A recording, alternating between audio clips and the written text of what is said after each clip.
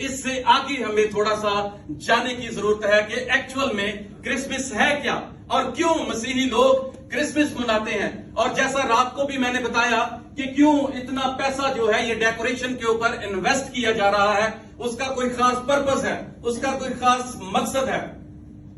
24 दिसंबर 1968 के अंदर अमेरिका से 3 साइंसदान जो हैं वो चांद पर जाने की तैयारी में बिल्कुल तैयार थे, रेडी थे और फ्लाई करने को थे। उनमें पहले का नाम विलियम एंड्रयू और जिम लॉवेल और कुरान पोर में था। ये 3 वो शख्सियात हैं जो चांद की तरफ 24 तारीख को रवाना होने को है।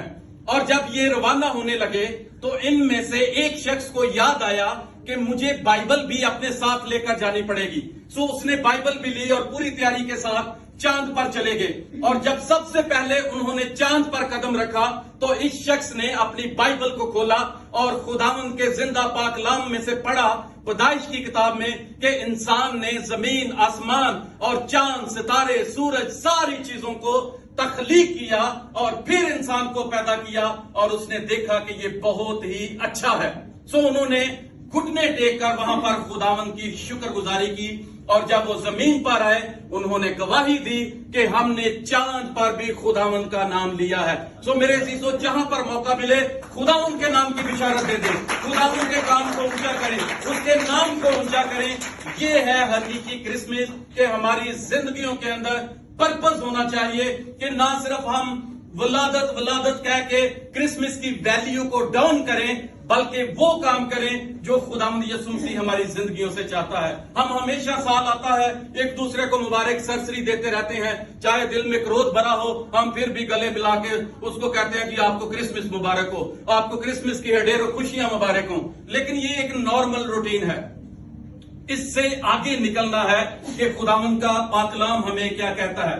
अब जब इन्होंने जमीन पर आकर गवाही दी तो एक जिम्नास्टिक मजहब था, लोग थे, फिरका एक था।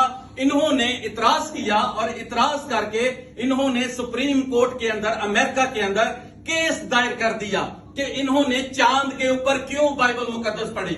और बहुत दिन ये केस चलता रहा और जब सुप्रीम कोर्ट को कोई भी जवाब ना मिला तो उन्होंने कहा कि भाई ये सच्चाई है, हम भी सच्चाई को बदल नहीं सकते क्योंकि ये जिंदा खुदा का पाक कलाम है।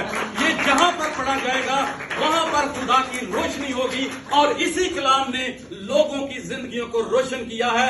हम इस सारे केस को कैंसिल करते हैं, रिजेक्ट करते हैं, क्योंकि जिस कलाम को दुनिया की कोई ताकत रिजेक्ट नहीं कर सकती उसे अमेरिका की सुप्रीम कोर्ट कैसे रिजेक्ट कर सकती है।